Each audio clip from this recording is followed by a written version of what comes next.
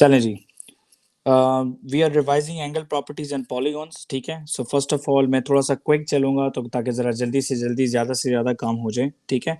First of all हमारे पास सबसे पहले हैं angle properties of lines, angle properties of lines, ठीक है।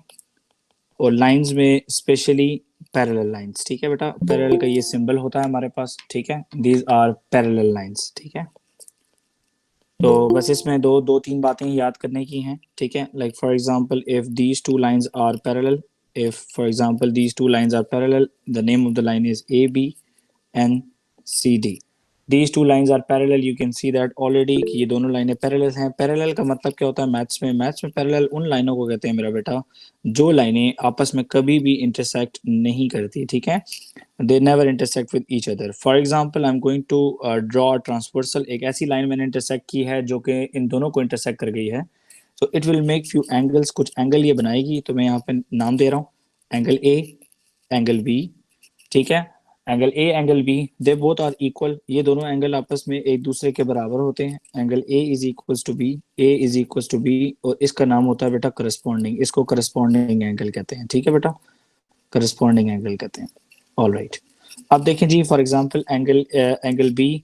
अब ये मैं एंगल बी बना रहा हूँ, अब मैं दूसरा एक एंगल बना रहा हूँ। Like for example this is D and that is C. Now you can see that कि C is equals to D because it is alternate angle. ये क्या है बेटा? इसको ऑल्टरनेट एंगल बोलते हैं। ये ऑल्टरनेट एंगल होता है, ठीक है जी। ये याद रखें बस खाली, ठीक है।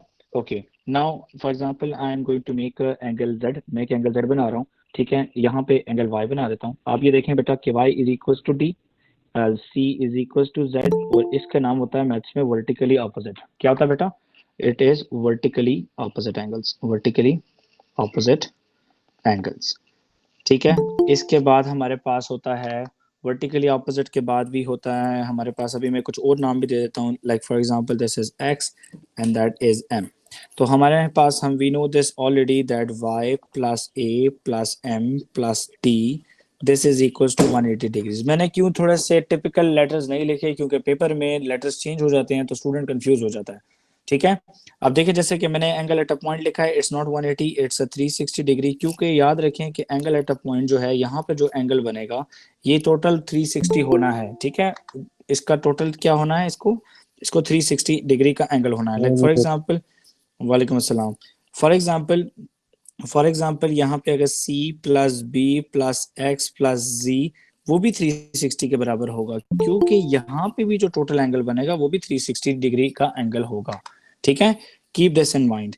ये सारे थ्योरम आपने बेटा माइंड में याद रखने, ये आसान चीजें हैं, कोई इतनी मुश्किल नहीं है। We know this typically that y plus a is also 180, comma m plus d is also 180 angle at a line, c plus b is also 180 angle at a line, and x plus z is also 180, ये भी 180 होगा because angle at a line है, ये angle at a line, और ये दोनों हैं angle at a point, angle at a point, ठीक है। ये पॉइंट के ऊपर है, वो लाइन के ऊपर है, ठीक है जी। ये कुछ थ्योरम्स हैं जो कि आपको अपने माइंड में याद रखने हैं एग्जाम के दौरान भी आपको ये तमाम थ्योरम जो हैं काफी हेल्प आउट करेंगे। अच्छा, इसमें जो मोस्ट ट्रिकी होता है ना, वो होता है को इंटीरियर एंगल। अब जरा इसमें ये याद रखें कि angle M plus angle C ये भी 180 के बराबर होता है, और इसकी डेफिनेशन होती है को इंटीरियर एंगल ऑफ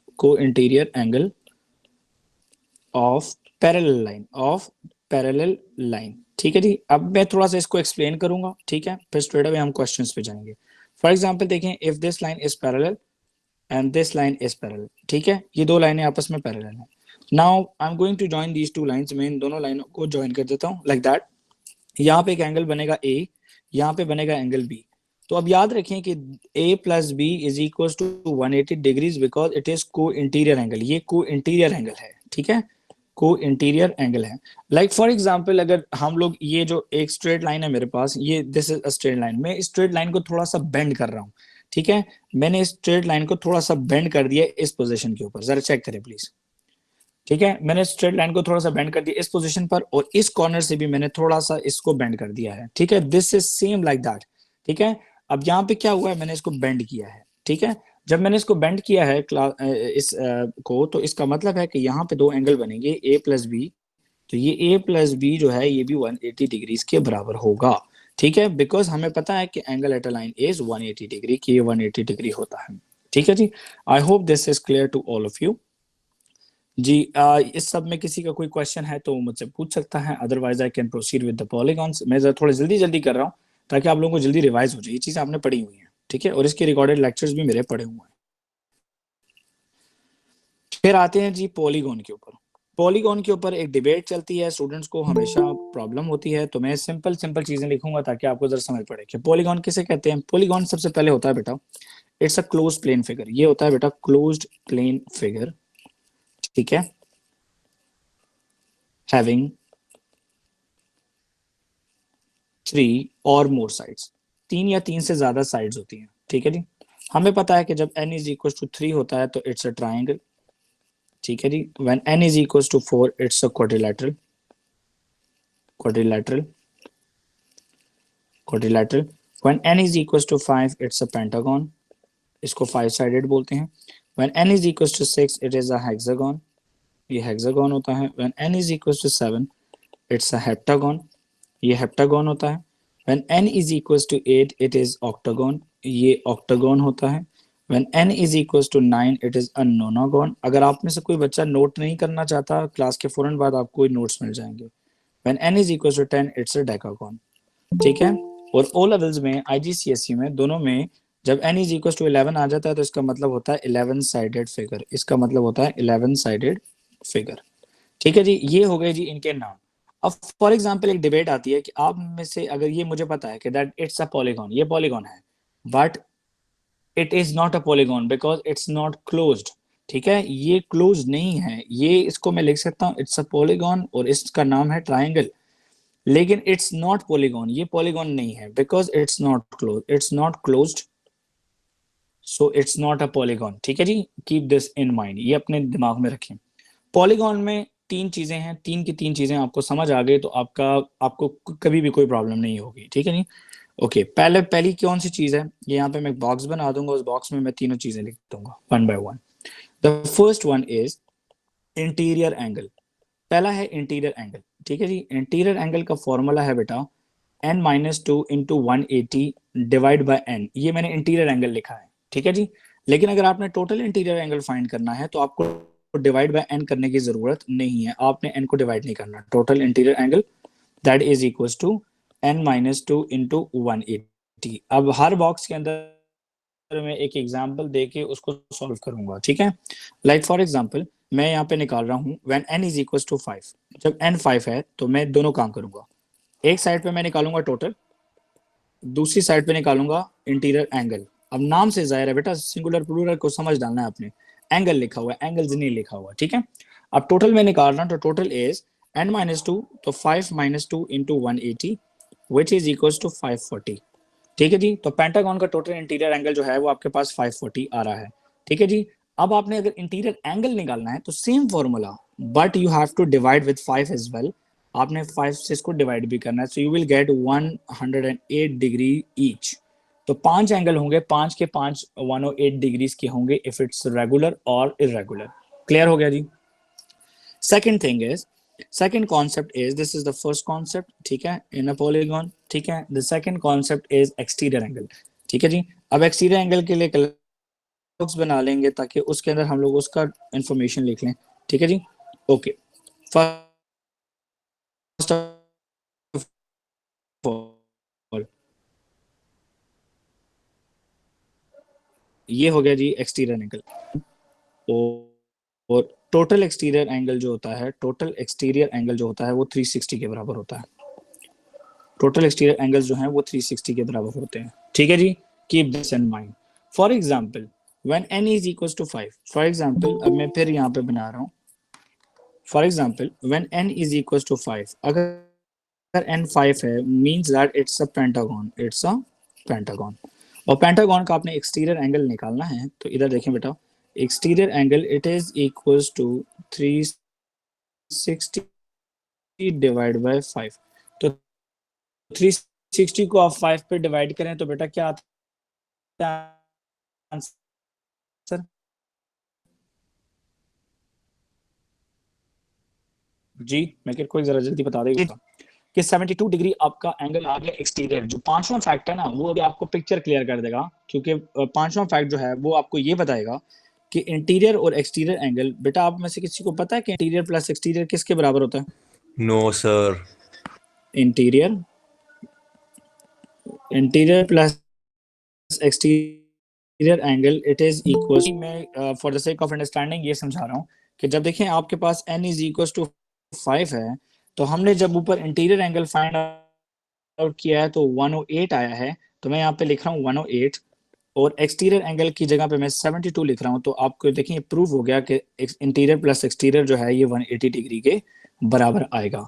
अब ये तीन फैक्ट्स हैं, मैं रिपीट कर रहा हूँ, काइंडली जिन्होंने लेट ज्वाइन किया है वो जरा सुन लें।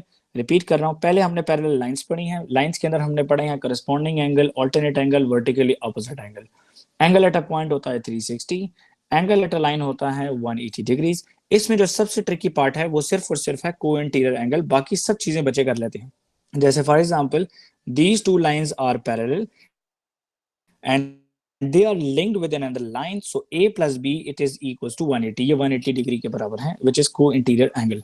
मैंने एग्जांपल के तौर पे एक लाइन नीचे बनाई, ठीक है, ये स्ट्रेट लाइन थी। अब मैंने क्या किया कि इस लाइन को मैंने बेंड किया, ठीक है। जब मैंने इसको बेंड किया तो इसकी कुछ मैंने ऐसी पोजीशन बना दी है, ठीक है। तो मैंने यहाँ पे ये प्रूफ किया कि एंगल ए और बी जो है ये 180 डिग्रीज के बराबर होगा। Why? Because angle at a line जो होता है हमारे पास ये बेटा 180 डिग्रीज के बराबर होता है। That is the reason. I hope it's clear. Then we studied polygons. Polygons क्या होते हैं? ये क्लोज प्लेन फिगर होते हैं जिनकी तीन या तीन से ज्यादा साइड्स होती हैं, हैविंग थ्री और मोर साइड्स। हमने नाम पढ़े, n is equals to 3 triangle, n is equals to 4 quadrilateral, n is equals to 5 pentagon, 6 hexagon, heptagon, octagon, nonagon, decagon, और 11 के बाद आप लोग कहते हैं 11 sided figure, 12 sided figure, 13 sided figure and up to so on. There are three major things in the polygons. The first one is interior angle. अब interior angle क्या होता है? एज ए नेम इंडिकेट, ये singular है बेटा, English का बहुत role है मैथ्स के पेपर में। तो n minus two into 180 divide by n करके हमें एक मिल जाता है, लेकिन अगर टोटल चाहिए तो आप डिवाइड बाय n नहीं करो। हमने एग्जांपल दी कि जब n इज इक्वल टू 5 है तो टोटल इंटीरियर एंगल होगा 5 minus two multiply by 180, so the answer is 540। लेकिन इंटीरियर एंगल आपने अगर फाइंड आउट करना है, अब नाम जाहिर है इंटीरियर एंगल एग्जामिनर ने यूज किया होगा तो आपको पता है वो एक मांग रहा है, तो 5 minus two multiply by 180 divide by 5 is equal to 108 degree each. Then we have exterior angle. Exterior angle क्या होता है बेटा? ये होता है 360 डिवाइड बाय n के बराबर होता है, और हमने ये भी पढ़ लिया है कि टोटल एक्सटीरियर एंगल जो है वो 360 के बराबर होते हैं। जब हमने n is equal to 5 again pentagon की एग्जांपल ली तो हमने एक्सटीरियर एंगल के फॉर्मूले में डाला, तो 360 डिवाइड बाय 5 किया तो we got the answer as 72। जब लास्ट फैक्ट हमने पढ़ा उसमें कह रहा था कि इंटीरियर प्लस एक्सटीरियर जो है ये 180 डिग्री के बराबर होगा। तो अभी ऊपर हम लोगों ने इंटीरियर फाइंड आउट किया which is 108 and exterior is 72, तो जब इन दोनों को ऐड किया तो I got this as 180 degrees. I hope everybody it's clear, yes और no? Okay, then we have to get familiar with the word regular। ठीक है जी, पेपर में रेगुलर वर्ड यूज होता है। तो रेगुलर पॉलीगॉन का मतलब है, रेगुलर पॉलीगॉन का मतलब है all sides equal, all sides equal and all angles same, all angles same, तमाम के तमाम एंगल सेम होते हैं। जैसे फॉर एग्जांपल आपके सामने मैं अगर एक ट्रायंगल बना दूं और इस ट्रायंगल में नाम दे दूं, तो मुझे पता है कि इस ट्रायंगल का नाम क्या है। इस ट्रायंगल का नाम है इक्विलैटरल ट्रायंगल है, और इक्विलैटरल ट्रायंगल के तमाम एंगल जब बराबर हैं तो I know that equilateral triangle, तो इक्विलैटरल का ट्रायंगल का टोटल एंगल होता है 180, so there are three angles, इसका मतलब है one angle will be 60 degree each. अगर मैं यहाँ पे क्वाड्रिलेटरल बना दूं जिसकी फोर साइड्स इक्वल हो तो हमें पता है इसका नाम होता है स्क्वायर। इसको स्क्वायर बोला जाता है जिसकी तमाम की तमाम साइडें, तमाम के तमाम एंगल बराबर होते हैं। तो हम लोग 360 डिवाइड बाय 4 करते हैं तो we got this answer that 90 degrees each. ठीक है जी। जबकि रेक्टेंगल की भी तमाम 90 डिग्री होते हैं लेकिन उसकी तमाम साइड्स बराबर नहीं होती, दैट इज द रीजन उसको रेगुलर पॉलीगॉन नहीं कहा जाता। Is this clear everybody? So अब मैं जरा प्रोसीड करूंगा थोड़ा सा एंगल प्रॉपर्टीज के क्वेश्चंस के ऊपर, ठीक है? All right, zara pay attention please. Okay, in the diagram they say that EAF is a straight line, तो मैं EAF is a straight line, ये एक straight line है। Okay, straight line का मतलब ये है कि इसके ऊपर टोटल 180 डिग्री एंगल बनेगा। कहता है AB is parallel to CD। अच्छा, जो पैरेलल लाइन है उनका कलर मैं जरा चेंज कर देता हूँ। ये लाइन जो है ये पैरेलल है इसके, ठीक है जी, that is very much clear to me now. Okay, A B bisect angle F A C. अब एफ ए सी देखिए कौन सा एंगल है, एफ ए सी ये एंगल है। कहता है कि ए बी ने इसको बाइसेक्ट किया है, तो इसका मतलब है कि यहां पर भी 58 होगा। Is this clear everybody? क्योंकि बाइसेक्ट का मतलब ही मैथ्स में ये है, मैथ्स में बाइसेक्ट कहते हैं cut into half, cut into half, ये कहते हैं, ये बाइसेक्ट का मीनिंग है। ऑलराइट, अब जरा देखें बेटा, ये एंगल y जो है, angle y is a corresponding angle to 58. I know this already.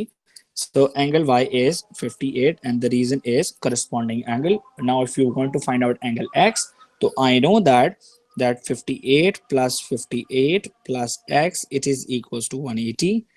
58 plus 58 is 116 plus x is equals to 180. X is equals to 180 minus 116. So x is equals to what? अब paper में calculator अगर paper 1 में आप लोगों को allowed नहीं होता जीसीई वालों को, तो आप लोग 180 माइनस 116 रफ वर्किंग में करेंगे, ठीक है, ताकि आपका रिजल्ट जो है वो खराब ना हो। तो यू नो दिस ऑलरेडी कि you will get the answer as 64 degree. So that would be the 64 degree, 1 mark each का क्वेश्चन होगा। देन देखा कहते हैं total interior angle of a regular polygon is 160। So बेटा जब देखिए इंटीरियर एंगल आपके पास 160 है, so that is very obvious that exterior angle is 20 degrees. मैंने आपको बताया है ना कि इंटीरियर और एक्सटीरियर जो है ये 180 डिग्री के बराबर होते हैं दोनों। कहता है how many side does it have, तो एक्सटीरियर एंगल का फॉर्मूला बहुत आसान है हमारे पास, that exterior angle it is equal to 360 divide by n।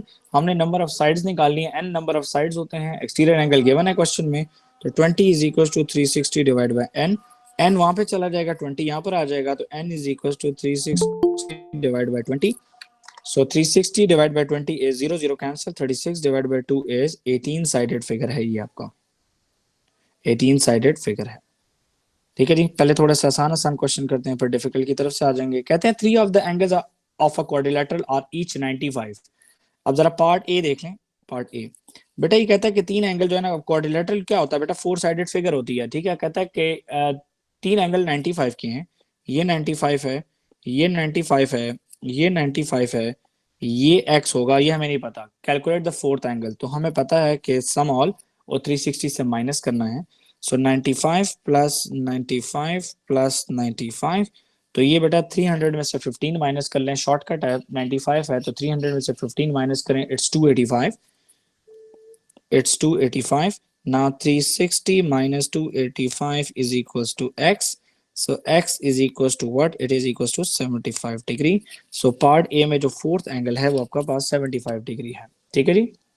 All right, okay. Part B देखें बेटा, कहता है कि interior angle of a regular polygon is 165। Okay, interior angle जो है बेटा 165 है, तो एक्सटीरियर एंगल बेटा 15 डिग्री होगा, बिकॉज इंटीरियर और एक्सटीरियर 180 के बराबर होते हैं। How many sides this polygon has, again the formula that exterior is equal to 360 divide by n। तो n को उधर ले जाएं, एक्सटीरियर आपके पास गिवन है already 360 divide by n, n is equals to 360 divided by 15। so 360 divided by 15 करने का तरीका ये है, पेपर 1 में क्वेश्चन हो तो कटिंग प्रोसेस के जरिए आप लोग जाएं तो ज्यादा बेहतर है, तभी जाके आप इजीली कर सकेंगे, ठीक है। अब आपको पता है कि 15 3 के टेबल में आता है, सॉरी 5 के टेबल, 5 3 15, और 360 को अगर 5 पे डिवाइड कर दिया जाए तो हमारे पास आता है 3 7 5 7 35, और 1 goes here तो 72। तो 72 divided by 3 we can do it because 7 plus 2 is 9। तो it is 3 2s are 6, 1 goes here तो 24। तो it's a 24 sided figure जो कि यहाँ पर मिसिंग है, हमने फाइंड आउट करना था। कहते हैं जी द 7 साइडेड पॉलीगॉन। ओके, अभी मैंने पढ़ा दिया कि 7 साइडेड पॉलीगॉन का नाम होता है बेटा हेप्टागॉन होता है, एग्री, हेप्टागॉन होता है। जरा क्वेश्चन पढ़ने से पहले कुछ इन्फॉर्मेशन लेते हैं अपने लिए कि इसका इंटीरियर एंगल जो है, टोटल इंटीरियर एंगल जो है, इंटीरियर एंगल होगा, एक इंटीरियर एंगल होगा n minus 2 into 180 divide by n, ये एक होगा, तो 7 माइनस 2 इंटू 180 डिवाइड बाई 7, तो 5 multiply by 180 into 7, 5 into 180 is 180 time 10 करते हैं तो 1800 आता है, तो हाफ उसका होगा 900। सो 900 divide by 7 is the answer. So 900 divide by 7 अगर हम लोग कर लें तो वो हमारे पास आएगा पॉइंट्स में 7 minus 2 5, 5 multiplied by 180 divide bye 7, तो ये हमारे पास आ गया 180 multiply by 5 is 900, 900 divide by 7 is 128.57 हमारे पास आ रहा है। ठीक है जी। अब जरा एक मिनट जरा समझ डालें, थोड़ा सा एक मिनट जरा समझ डालें। इस क्वेश्चन में कह रहा है कि the diagram has 6 angles of x and one of the angle y. हमारे पास टोटल ये 7 साइडेड फिगर है। अब जरा चेक करें, जरा काउंट करके भी देख ले, 1 2 3 4 5 6 7। अब तमाम के तमाम एंगल जो हैं ये किसके बराबर होने वाले हैं बेटा? ये बराबर होने वाले हैं 900 के, क्योंकि ये हेप्टागन है। ठीक है, ये क्या है बेटा? Heptagon. As this heptagon is not regular, ये रेगुलर शेप नहीं है हमारे पास। ठीक है, क्योंकि ये नजर आ रहा है कि तमाम के तमाम एंगल सेम नहीं है, क्योंकि तमाम के तमाम एंगल एक्स नहीं है, एक एंगल बीच में वाई है। सो जरा चेक करें बेटा, can I say that 6x plus y it is equal to 900? Can I say that बेटा? फिर हमारे पास आ गया, फिर कहता है draw the line of the symmetry of this diagram. आपने इसकी लाइन ऑफ सिमेट्री भी बनानी है। तो अब जरा आप मुझे बताएं कि इस डायग्राम में लाइन ऑफ सिमेट्री जो है वो हम कहां बना सकते हैं जो इसकी एग्जैक्ट इमेज क्रिएट करे। जी, वाई के बीच व्हाट से। Should be, very good, y को बाइसेक्ट करके हम लोग इसकी लाइन ऑफ सिमेट्री जो है बना सकते हैं, क्योंकि इस साइड पर उस साइड पर सेम है। हम लोग वाई को अगर दरमियान से बाइसेक्ट करें तो ये हमारे पास हो जाएगी लाइन ऑफ सिमेट्री, ये हो जाएगी हमारे पास लाइन ऑफ सिमेट्री। ठीक है जी, ये आ गया हमारे पास। ओके, अब इसने हमें बता दिया है सेकंड रिक्वायरमेंट के अंदर कि if y is 126 find the value of x। तो हमने इक्वेशन बना चुके हैं, 6x plus 126 is equal to 900, 6x is equal to 900 minus 126। तो 6x इज इक्वल 900 माइनस 126 है, तो आप लोग रफ वर्किंग का इस्तेमाल जरूर करें पेपर में। 900 माइनस 126, तो ये आ जाता है, ये हो जाएगा 10, ये हो गया 9, ये हो गया 10, 10 में से 6 गया 4, 9 में से 2 गया 7, और 8 में से 1 गया तो ये आता है हमारे पास 8 में से 1 गया तो ये आता है हमारे पास 7। तो ये आ रहा है बेटा 774। तो 774 divide by 6 on both sides. तो 774 को डिवाइड बाय 6 करें तो हमारे पास आंसर आ जाएगा 129 डिग्री, 129 डिग्री। तो ये 6 6 कैंसिल हो गया। तो ये हम लोग कटिंग प्रोसेस से भी कर सकते हैं, लेकिन मैं थोड़ा जल्दी में करवा रहा हूँ, तो आप लोग अपना पेपर में आराम से कटिंग से कीजिएगा। ठीक है, ऑलराइट। देखें जी, जरा थोड़ा सा और क्वेश्चन देख लेते हैं। Okay, in the diagram A B C D is the part of a regular polygon. Sir पहले इसको शेड कर लेते हैं ताकि समझ आ जाए कि ए बी, एक मिनट जरा मैं थोड़ा सा हाईलाइटर को थोड़ा स्लिम कर लूं। Okay, A to B to C to D is a part of a regular polygon, each interior angle is 165। अब जरा देखते हैं कि ये है कौन सा पॉलीगॉन। ये वाला जो है, मैं यहाँ पे बनाता हूँ A B C and that's D, ये वाला डी पॉइंट होगा। ठीक है, कहता है हर एंगल 165 का है। If interior is equal to 165 so exterior is equal to 15। ये अभी ऊपर भी हम लोग कर चुके हैं, that exterior is equal to 360 divide by n. तो 15 is equal to 360 divide by n, so n is equal to 360 divide by 15। तो 360 divide by 15 is equal to what? अभी हम लोगों ने किया, मेरे ख्याल से 24 आ रहा था। 360 divide by 15 that is equal to 24 sided figure है ये वाला जो ऊपर गायब है, आधा बना हुआ है।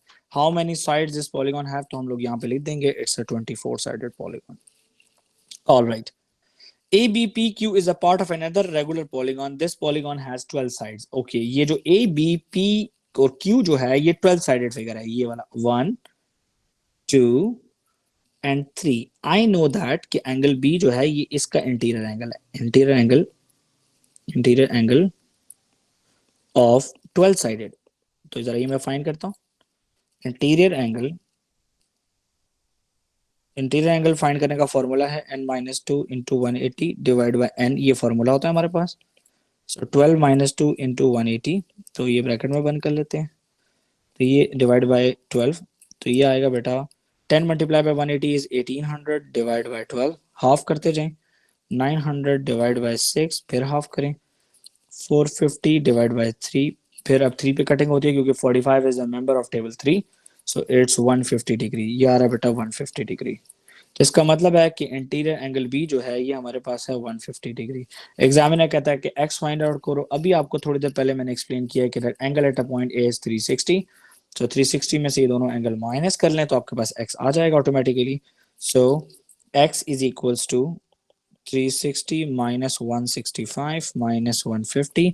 तो अगर आपको इतनी प्रॉब्लम होती है तो 165 प्लस 150 को रफ में ऐड करें। 5 6 प्लस 5 इज 11 एंड 3, तो ये आ रहा है बेटा 315।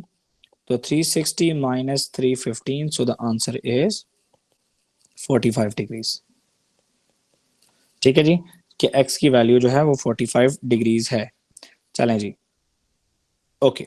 Now they say that A B C and E F G are parallel lines. तो ये ए बी सी और ई एफ जी एच जो है ये पैरेलल लाइनें हैं, तो इसमें डेफिनेटली पैरेलल लाइनों को कॉन्सेप्ट इस्तेमाल होगा। Okay, the line D I intersect A C, the line D to I intersect what A C को इंटरसेक्ट कर रही है बी पे एंड ई एच को इंटरसेक्ट कर रही है एफ पे। We can see that F I G is 68। Okay, where F G and G I they are equal. Okay, जरा ये देखिए जो छोटा सा ट्राइंगल बना है, मैं जरा इसको बाहर निकाल रहा हूँ ताकि मैं थोड़ा सा अच्छा समझा सकूं। ये लिखा है बेटा एफ, ये लिखा है जी, ये लिखा है बेटा आई। इन दोनों के ऊपर डैशेस लगे हैं, मतलब ये दोनों साइडें बराबर हैं। आप जरा देखें बेटा, अब ये जो इक्वल साइड है इसके सामने लिखा है 68, तो दैट इज वेरी ऑब्वियस कि that this is also 68। Is this clear everybody? Yes sir. तो ये 68 हो गया, तो हम जी भी निकाल सकते हैं। That angle G is equal to 180 minus 68 minus 68। I know that कि 68 प्लस 68 इज 120 एंड 136। डबल कर दिया ना, 68 का double is 136। Now 180 minus 30 180 minus 136 करें तो हमारे पास आता है 44 डिग्री। चलें जी, अब जरा इन वैल्यूज को हम यहाँ पे प्लॉट कर देते हैं। ये हो गया बेटा 68, ये हो गया बेटा 44। अब जरा पे अटेंशन। अच्छा, ये 68 है बेटा, तो अब आप जरा मुझे एक बात बताएं, क्या ये 68 है तो ये 68 होगा?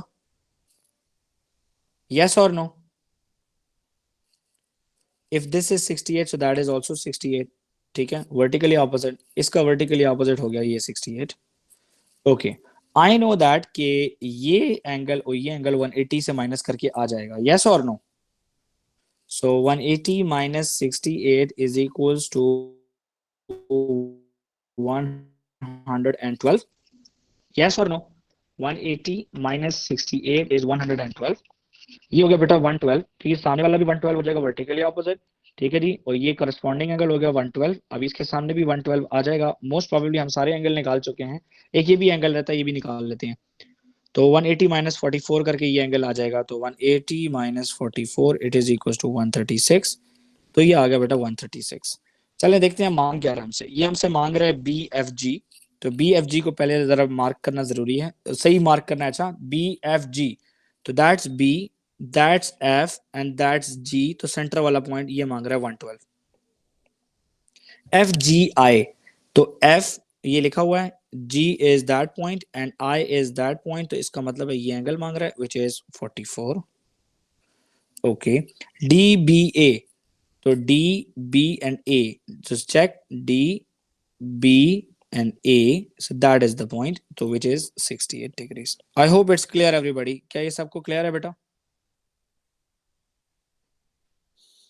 मूविंग फॉरवर्ड, एक और क्वेश्चन आपके सामने है। Yes sir. The diagram shows 3 parallel lines. यहाँ पे 3 पैरेलल लाइनें हैं। अब जरा देख लें बेटा, पहले तो जरा देख लें कि ये 140 लिखा है, मैंने अभी पढ़ाया कि ये इंटीरियर एंगल को इंटीरियर एंगल 180 के बराबर होता है। तो मैं यहाँ पे लिखूंगा कि that x plus 140 is equal to 180। ये को इंटीरियर एंगल है, तो x is equal to 180 minus 140, so x is equal to 40 degrees. तो x की वैल्यू आ गई बेटा मेरे पास 40 डिग्रीज।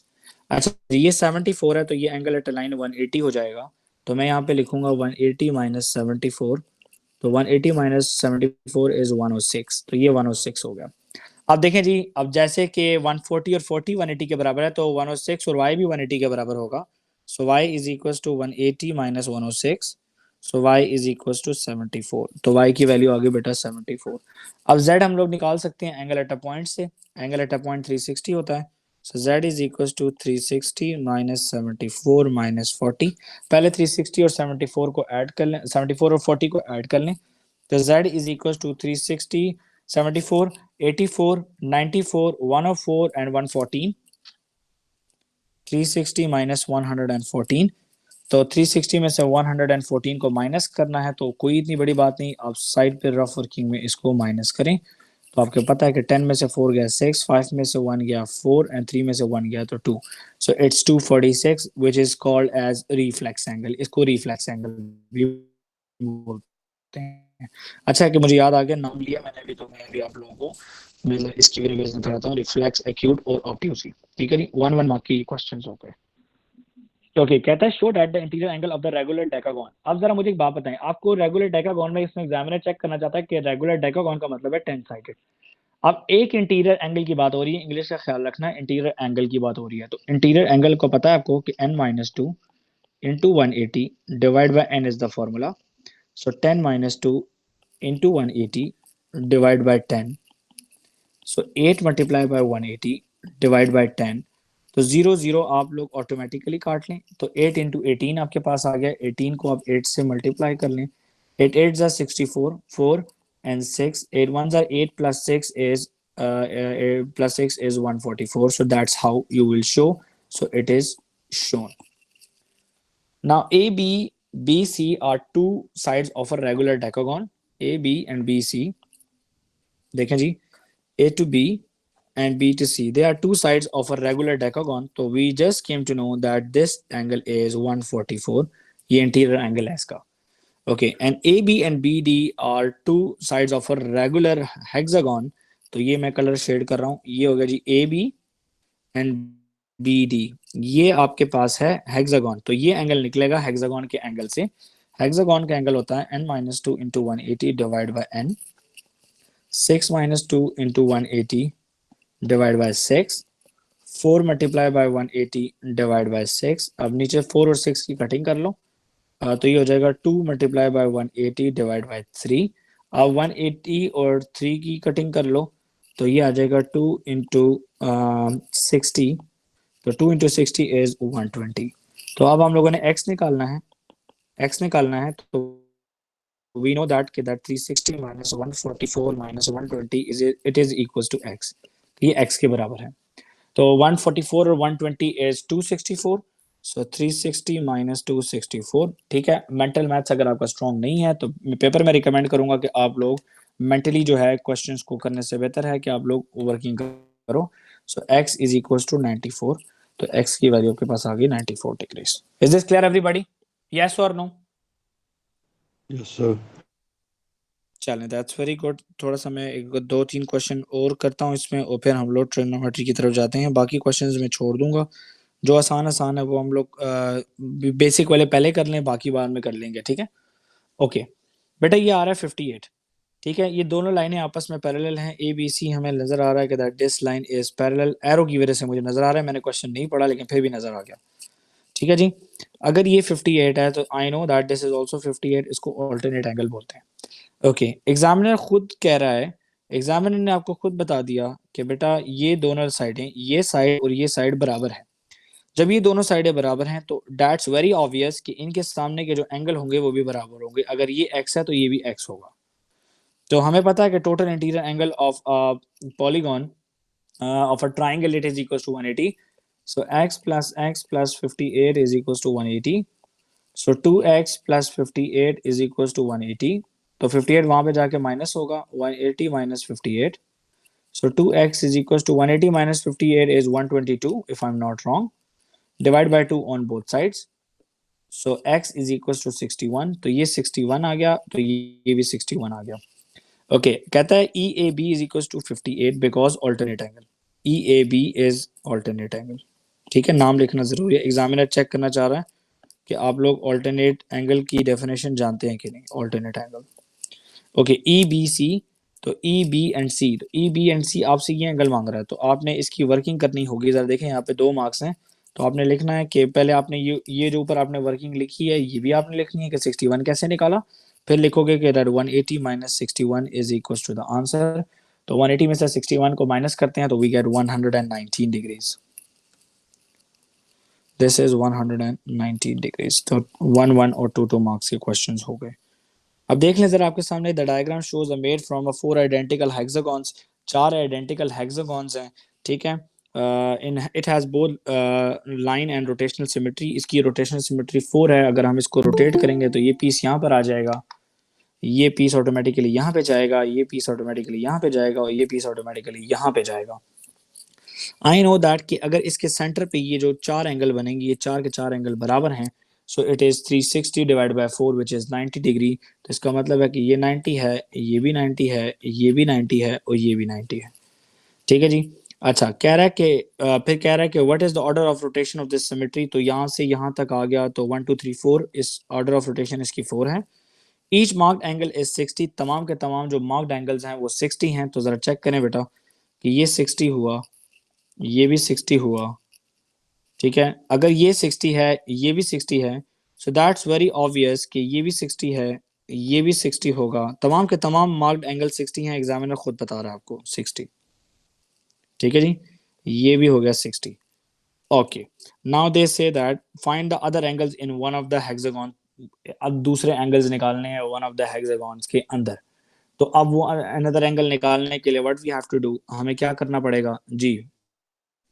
है आप में से किसी बच्चे के पास कोई आइडिया कि हम लोग इसको कैसे कर सकते हैं कि हमें तमाम मुझे इतना पता है कि ये हेक्सागन है, तो ये हेक्सागन जरा मैं यहाँ पे बना लेता हूँ just for the sake of better understanding. तो ये हो जाएगा ये ओके, ये और ये हेक्सागन होता है बेटा, हेक्सागन होता है 6 साइडेड फिगर है। तो 6 माइनस 2 इंटू 180 डिवाइड बाय, तो ये आता है 4 इंटू 180, तो that is equal to 720 is the total angle.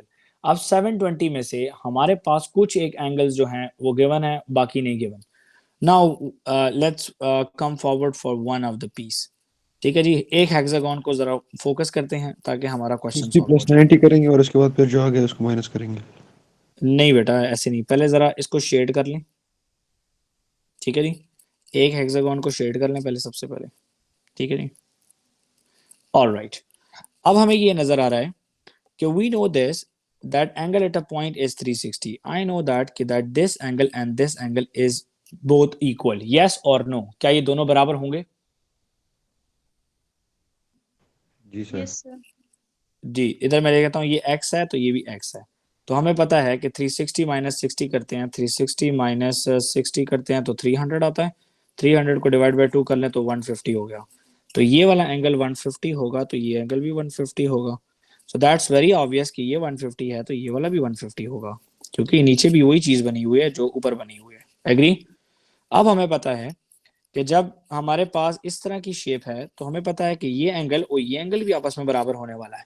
ठीक है जी, तो हमें पता है कि टोटल एंगल 720 है। 720 में से दो 150, एक 90 और एक 60 को माइनस करेंगे तो will get two black angles.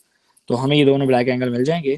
तो इधर मैं ये बना लेता हूँ फॉर द सेक ऑफ 60, ये हमारे पास आ गया 90, ये आ गया हमारे पास 150, ये भी आ गया 150।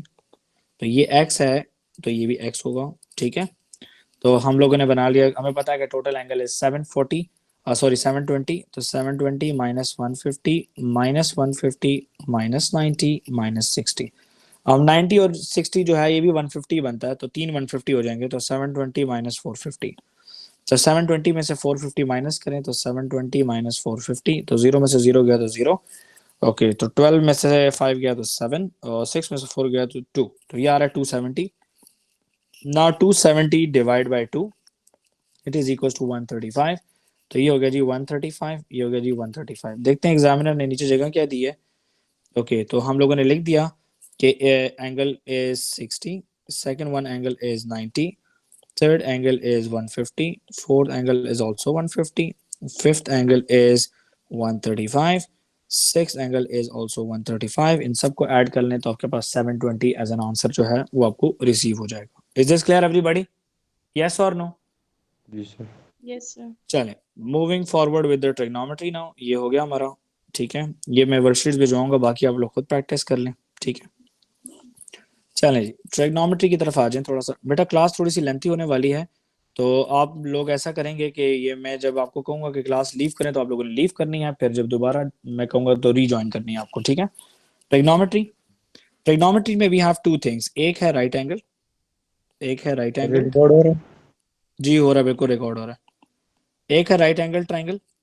राइट एंगल ट्राइंगल के अंदर हमारे पास ये शेप होती है। सबसे पहले आपको राइट एंगल ट्राइंगल के नाम आने चाहिए। अगर आपको राइट एंगल ट्राइंगल के नेम नहीं आते तो फिर प्रॉब्लम है। Side opposite to the 90 is hypotenuse, किसी भी एंगल के ऑपोजिट थीटा के सामने जो साइड होती है वो परपेंडिकुलर होती है और थर्ड साइड जो होती है बेस होती है। बाद स्टूडेंट्स को ये चीज ऑपोजिट और एडजेसेंट के जरिए पढ़ाई जाती है। तो ये आपकी हाइपोटेन्यूस हमेशा हाइपोटेन्यूस ही होती है।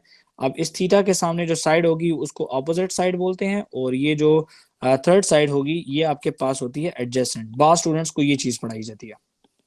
ठीक है जी, ओके। राइट एंगल ट्राइंगल में हमारे पास 5 फॉर्मूले हैं। पहला है area is equal to 1/2 into base into height. बेटा ये हाइट जो है ना ये परपेंडिकुलर हाइट होती है, स्लांट नहीं।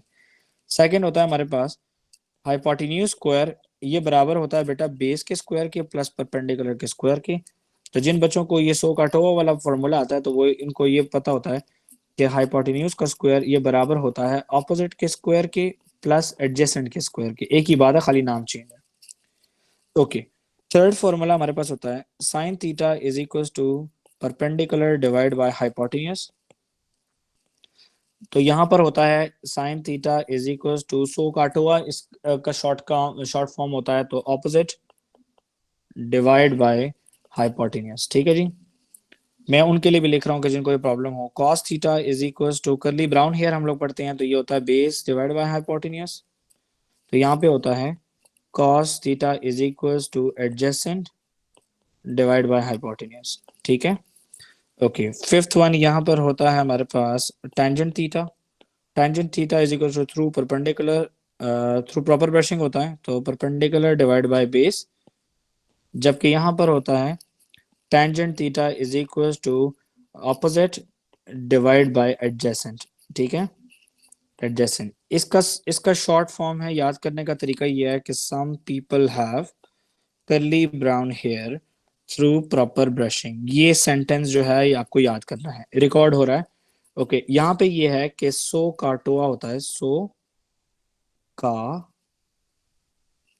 ये सॉरी ये इसमें आखिर में एच आता है। ओके,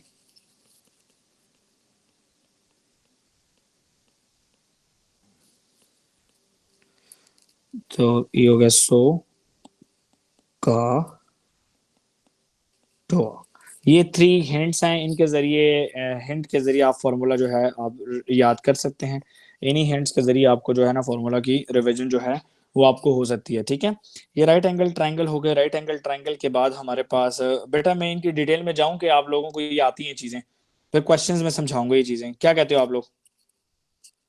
क्वेश्चन जरा बता दे मुझे, क्वेश्चंस के अंदर अगर ये चीजें हम लोग कर रहे हैं तो बेहतर है कि अभी डिटेल में जाऊं। क्वेश्चन में कर लेते। ठीक है बेटा, आज के लिए इतना हो जाएगा कि आप लोग नोट वोट कर लोगे तो कल हम लोग अगर दोबारा इसको करेंगे तो हमारे पास क्वेश्चंस करने के लिए अच्छा खासा टाइम होगा। फिर आता है बेटा not a right angle triangle. Not a right angle triangle में कोई डिबेट नहीं है, बस नाम से जाहिर है कि ये वो ट्राइंगल होगा जिसमें राइट एंगल नहीं होगा, 90 डिग्री नहीं होगा।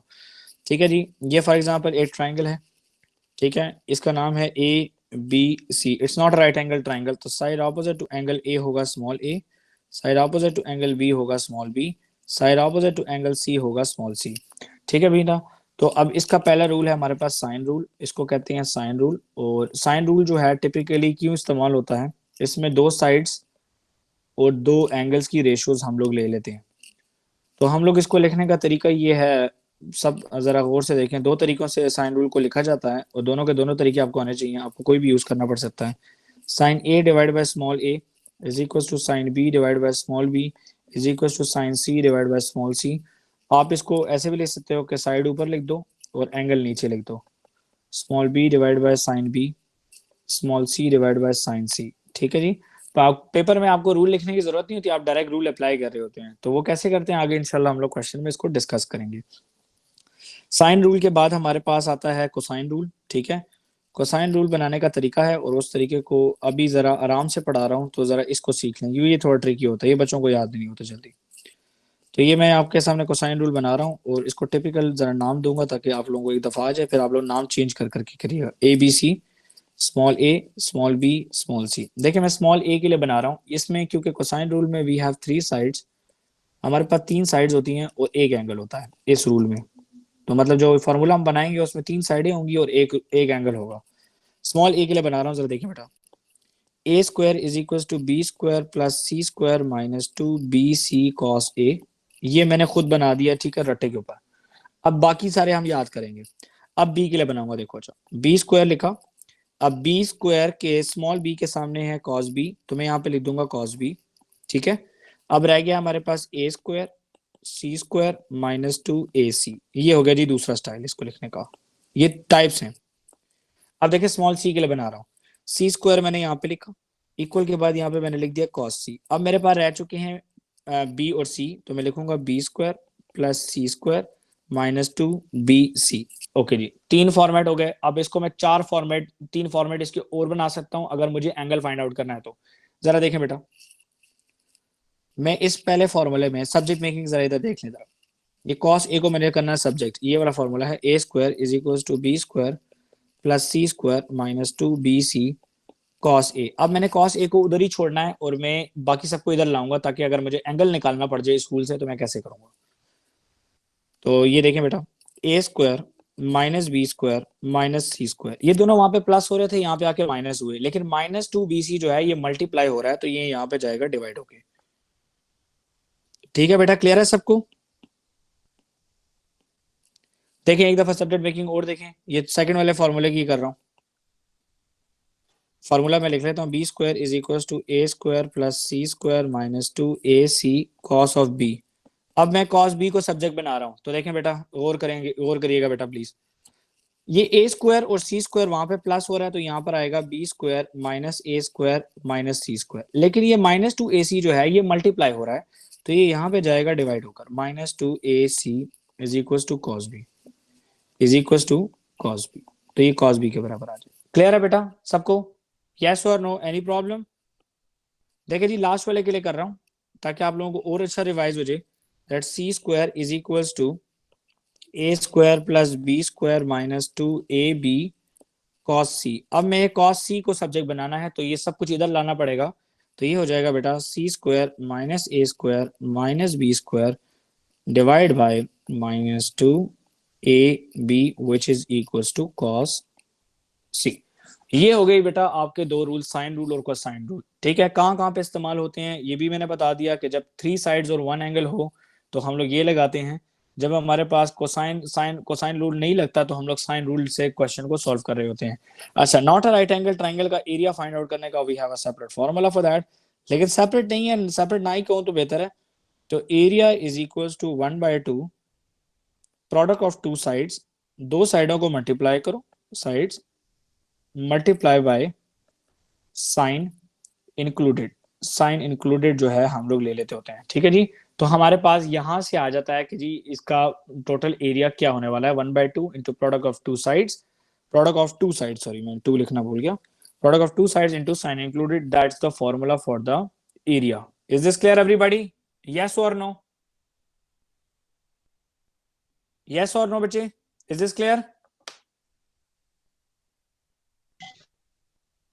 बेटा सबको क्लियर है? जी सर। चलें, दैट्स वेरी गुड। ऐसा है कि अभी हम इस पे कुछ क्वेश्चंस करने वाले हैं, तो मैं जरा ये रिकॉर्डिंग स्टॉप करके इसको मैं अपलोड करता हूँ यूट्यूब पे। आप लोग ऐसा करें कि क्लास लीव करें, मैं एक मीटिंग एंड करूंगा और आप लोग दोबारा ज्वाइन करें, ठीक है? Rejoin the class. ठीक है सर।